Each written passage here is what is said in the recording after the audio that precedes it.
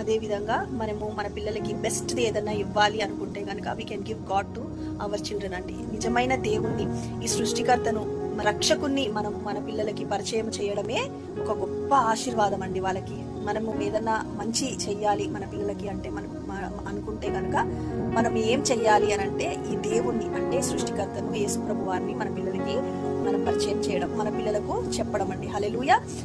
ఒకవేళ మనం దేవుని గురించి మన పిల్లలకు బోధించకపోతే, దేవుని గురించి మనము యేసు ప్రభు వారి గురించి బోధించకపోతే ఈ లోక విధి విధానాలు మన పిల్లలకు నేర్పిస్తుందంట. సో అందుకనే ఎప్పుడైతే ఈ లోకం నుండి పిల్లలు నేర్చుకోవడం ఆరంభిస్తారో మరి దేవుని రాజ్యం నుండి పక్కకు తొలగిపోతారంట కదండి. సో దేవుని రాజ్యంలోకి యొక్క బెనిఫిట్స్, దేవుని రాజ్యం యొక్క మర్మాలు, దేవుని యొక్క రాజ్యం యొక్క ప్రిన్సిపల్స్ ని మనము మన పిల్లలకి టీచ్ చేయాలి. ఒకవేళ మనం టీచ్ చేయకపోతే వాళ్ళు పక్కకు తొలగిపోయే అవకాశం ఉంది, ఈ లోకంలో కలిసిపోయే అవకాశం ఉంది, ఈ లోకంలో నుంచి అనేక విషయాలు వాళ్ళు నేర్చుకునే అవకాశం ఉంది. సో మనం చేయవలసింది ఏంటంటే ఈ దేవుణ్ణి మనము మన పిల్లలకి పరిచయం చేయడం అండి. హల్లెలూయా.